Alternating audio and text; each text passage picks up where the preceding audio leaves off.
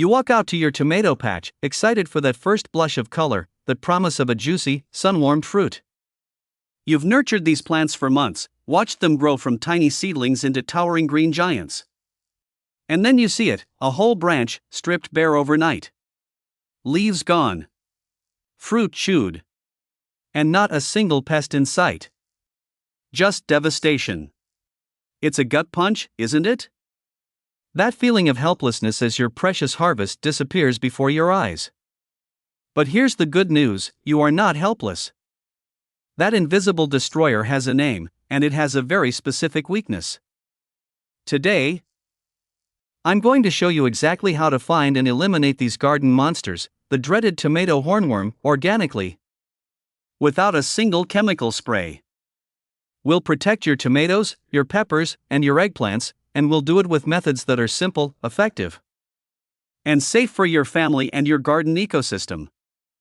In fact, if you know just one simple trick, you can spot them every time. Even when they're trying their hardest to hide. First, let's talk about the damage itself, because it's the most obvious clue. These aren't tiny nibblers. Hornworms are absolute eating machines. They devour leaves, stems, and even green fruit with astonishing speed. One day your plant is lush and green, the next it looks like a skeleton. You might see entire sections of a branch completely defoliated, leaving behind only the bare stems. Sometimes, you'll spot large, irregular holes chewed into your developing tomatoes or peppers. This kind of widespread, rapid defoliation is your first, undeniable sign that a hornworm is on the prowl. Don't mistake it for something smaller, like flea beetles or aphids. This is industrial-scale destruction. Now, the real secret, the quick one I promised you. The one thing that will lead you directly to the culprit, even when you can't see it. Look for the frass. What's frass? It's a fancy word for caterpillar poop. Hornworm frass isn't tiny specks, it's significant. Picture small, dark green or black pellets, almost like tiny grenades, scattered on the leaves below the damage. Or even on the soil directly beneath the plant. When you see defoliation and then spot these telltale droppings, you found your smoking gun.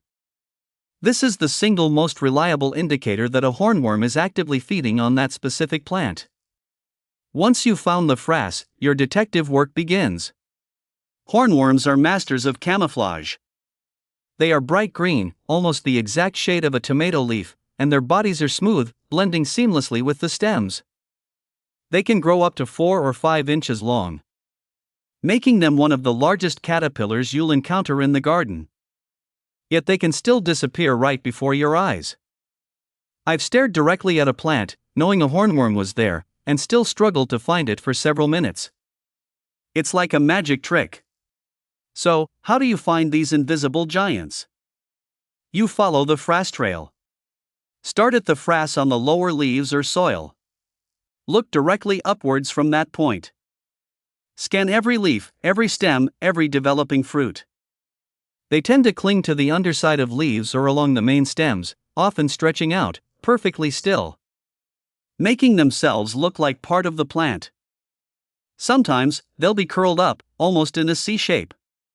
Don't just glance, scrutinize. Move slowly, methodically, leaf by leaf, branch by branch, tracing the path up from where you found the droppings. They're usually just above the most recent damage. Now, for those really tricky ones. Especially if you have a large garden or you're just not having any luck during the day. There's an insider trick, the UV light method. Hornworms glow under ultraviolet light.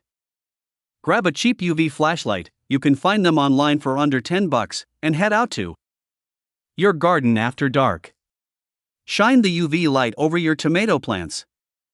The hornworms will stand out like neon green beacons against the dark foliage. It's almost like cheating, and it's incredibly effective. This is especially useful if you suspect a hornworm but can't pinpoint its exact location during daylight hours. I've saved countless hours and plants with this simple trick. It's a game changer. Another method, if you're feeling a bit more hands-on, is the gentle shake. Lay a white sheet or a large piece of cardboard on the ground directly under your tomato plant. Then, gently but firmly shake the branches. Any hornworms clinging to the foliage will often lose their grip and fall onto the sheet below, where they're much easier to spot against the white background. This works best for smaller plants or if you're dealing with a particularly dense, bushy tomato variety where visual inspection is tough. Just be careful not to damage your plant or knock off any developing fruit. I've made my share of mistakes over the years, and one of the biggest was not looking under the leaves. For some reason, I always assumed they'd be on top, basking in the sun. But no, they often prefer the shade and protection of the underside. Another common error is not looking high enough. These caterpillars can climb, and they will go for the tender new growth at the very top of your plant. Especially on indeterminate varieties that just keep growing. So, when you're doing your inspection, don't just focus on eye level. Check from the ground all the way to the tallest tip. Once you've spotted one, it's time for organic removal. And the absolute best, most effective, most satisfying method is hand picking. Yes, you heard me right. Just pick them off. Some people find them a bit creepy, and I get it, they're big and squishy. If you're squeamish, wear a pair of gardening gloves. Gently grasp the hornworm and pull it off the plant. Don't worry, they don't bite or sting. They're just focused on eating. What do you do with them once you've picked them? You have a few humane options. My personal favorite is to drop them into a bucket of soapy water. The soap breaks the surface tension, and they quickly drown. Another excellent option, if you have chickens, is to feed them to your flock. Chickens absolutely love hornworms, it's like a gourmet meal for them, packed with protein. If you have wild birds visiting your garden, you can also place them on a bird feeder or a prominent branch. And the birds will usually snatch them up within minutes. It's a great way to turn a pest into a protein boost for your local wildlife. Now, here's one of the most fascinating natural allies you can have in your garden, the braconid wasp. If you ever find a hornworm covered in what look like tiny white grains of rice, do not remove it. Those aren't rice grains, they're the cocoons of braconid wasps. These beneficial wasps are parasitic. The adult wasp lays its eggs inside the hornworm. The wasp larvae then hatch and feed on the hornworm from the inside out, eventually emerging to spin those white cocoons on the hornworm's back. The hornworm will die, and the adult wasps will emerge from the cocoons to go on and parasitize more hornworms. It's a natural, organic form of pest control, and it's incredibly effective. So, if you see a hornworm with these cocoons, leave it right where it is. It's a living, breathing hornworm trap, and it's working for you. Beyond removal, let's talk about prevention. Because while hand picking is effective, stopping them before they become a problem is even better. The hornworm life cycle starts with a moth, specifically the five-spotted hawk moth or the tobacco hornworm moth. These moths lay their eggs, usually one at a time, on the underside of tomato leaves. The eggs hatch into those hungry caterpillars. When the caterpillar is fully grown, it drops to the ground and burrows into the soil to pupate, overwintering as a pupa. This is where your first preventative measure comes in, tilling your garden in the late fall or early spring. If you have a traditional in-ground garden, gently tilling the top few inches of soil can expose or destroy the overwintering pupae, significantly reducing the number of hornworms that emerge in the spring. For raised beds or container gardens, this isn't as critical. But you can still turn over the soil and check for any pupae if you suspect they might be there. Companion planting is another fantastic organic strategy. Certain plants can deter hornworm moths or attract beneficial insects that prey on hornworms. Marigolds, particularly French marigolds, are known to repel a variety of pests, including hornworm moths. Planting them around your tomato plants can create a protective barrier. Dill and borage are also excellent companion plants.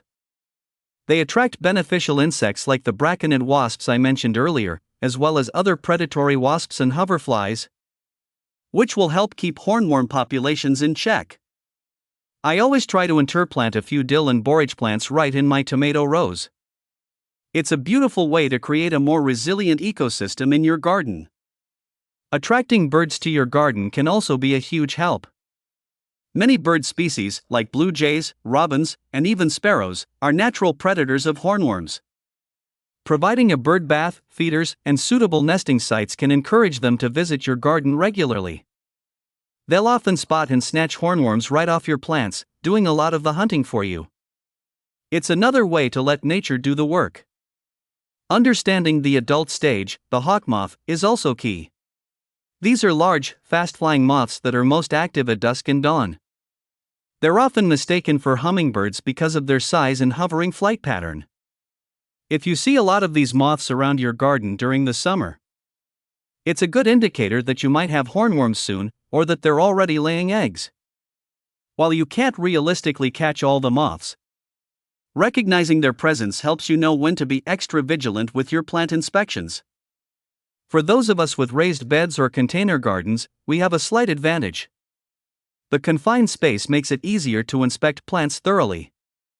You have better access to all sides of the plant, and the soil is often less disturbed, which can sometimes mean fewer overwintering pupae if you're diligent about cleaning up plant debris. Plus, the focused nature of a raised bed makes the daily patrol I'm about to discuss even more effective. Now, let's talk about timing. Hornworms typically make their appearance in late summer and early fall. In USDA zones 5 to 7, you'll usually start seeing them in July and August, continuing into September. For warmer zones 8 to 9, they can appear earlier, sometimes as early as June, and persist well into October. They generally have 2 generations per year in most regions. The first generation emerges in early summer, and the second, often larger and more damaging, generation appears in late summer. This second wave is usually when gardeners see the most significant damage, often just as their tomatoes are really starting to ripen. So, if you're in those peak summer months, especially when temperatures are consistently warm, that's your cue to be extra vigilant. Let's quickly cover some common mistakes I've seen gardeners make. The first, and most critical, is ignoring the early signs.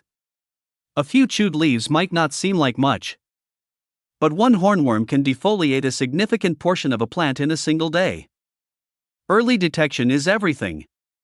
Don't wait until half your plant is gone. Another mistake is panicking and reaching for chemical sprays. Not only are these often unnecessary, but they can also harm beneficial insects, like those bracconid wasps, which are your allies in the garden. Organic methods are almost always sufficient for hornworms, especially with hand picking. Not checking regularly enough is another pitfall. If you only check your plants once a week, a hornworm can do a tremendous amount of damage in between. A quick, daily patrol, even just a 5-minute walkthrough, can make all the difference. Make it part of your routine, grab your morning coffee, head to the garden, and do a quick scan. And finally, forgetting about prevention for next season. If you had hornworms this year, chances are some pupae are overwintering in your soil. Taking those steps like tilling or companion planting now will save you a lot of headache next year. My favorite insider technique, the one experienced growers swear by, is the daily patrol. It's not just about finding hornworms, it's about connecting with your plants. Spend 5 to 10 minutes each day, especially during peak season, walking through your tomato patch. Look at the leaves, check for frass, feel the stems. This consistent observation allows you to catch problems early, not just hornworms, but also signs of disease or nutrient deficiencies. It becomes meditative, a part of your daily rhythm. And if you have kids, turn it into a bug hunt. Give them a small bucket of soapy water and gloves, and make it a game. They often have sharper eyes for these things than we do. So, you see, the tomato hornworm, while formidable, is far from unbeatable. With a keen eye, a little patience, and these organic strategies, you can protect your precious tomato harvest and enjoy those sun-ripened fruits you've worked so hard for. Don't let these garden monsters steal your bounty. Empower yourself with knowledge, and you'll win the battle every time. If you found this guide helpful, hit that like button and subscribe to join our growing garden community. We're always sharing tips and tricks to help you grow your best garden ever. And tell me in the comments below, what USDA zone are you gardening in? And what's your biggest challenge when it comes to tomato pests? I'd love to hear from you. Next time, we're tackling another common tomato woe, the dreaded powdery mildew. You won't want to miss it.